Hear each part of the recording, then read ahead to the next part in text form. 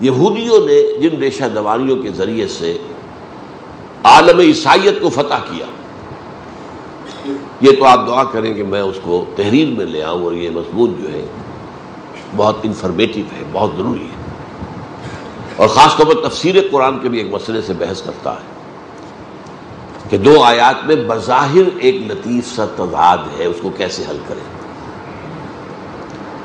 لیکن اب میں آپ کو بتاتا ہوں، ان کی ذرا ہوشیاری دیکھیے۔ ایک طرف یہ عالم عیسائیت کو اپنے شکنجے میں لے رہے، دوسری طرف پوری دنیا کے اندر بھی ایک گھیرا ڈال رہے ہیں۔ وہ کیا ہے؟ 1776 میں انہوں نے بنایا آرڈر آف الومیناٹی۔ الومیناٹی روشن خیال لوگوں کی ایک انجمن، اور کیا کرتے تھے؟ پوری دنیا سے ذہین ترین لوگوں کو اسکالرشپ دے کر امریکہ بلاتے تھے۔ یہ روڈ اسکالرشپ مل رہا ہے، اور جو آدمی خوشی سے، جو آپ اپنے آپے میں نہیں سما رہا، مجھے وظیفہ مل گیا، وظیفہ مل گیا، وظیفہ مل گیا، امریکہ جاؤں گا، امریکہ جاؤں گا، تعلیم حاصل کروں گا۔ پوری دنیا سے مختلف فاؤنڈیشنز، ذہین ترین، ظاہر بات ہے کہ اس میں پھر چناؤ کرتے تھے، ذہین ترین لوگوں کو لے لینا، انہیں وہاں رکھ کر برین واشنگ کریں۔ نمبر 2، ان کے سکینڈلز کھڑے کریں، سیکس سکینڈلز، ان کی فائلیں اپنے پاس تیار رکھیں۔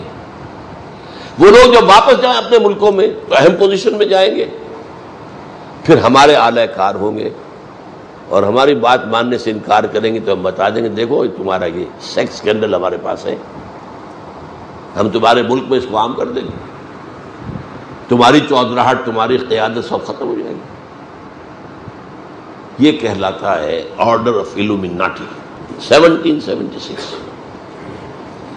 اور اس کے تحت دوسری آرگنائزیشن انہوں نے بنائی، فری میسن۔ اس کے تحت بھی ذہین لوگوں کو، ایلیٹ طبقہ جو ہے وہ تمام ممالک میں، انہیں فری میسن کے اندر لا کر، اور وہ یہودیت کے اعلی کار بنے۔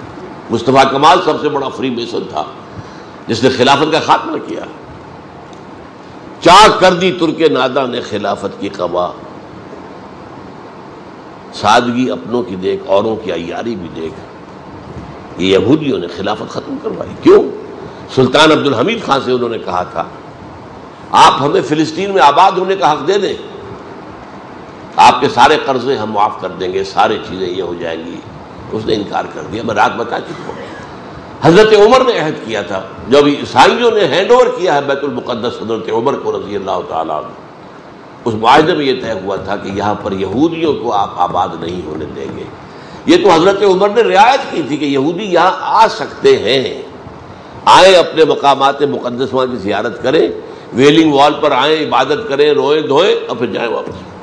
آباد نہیں ہو سکتے، گھر نہیں خرید سکتے، کوئی کھیت نہیں خرید سکتے، کوئی دکان نہیں خرید سکتے۔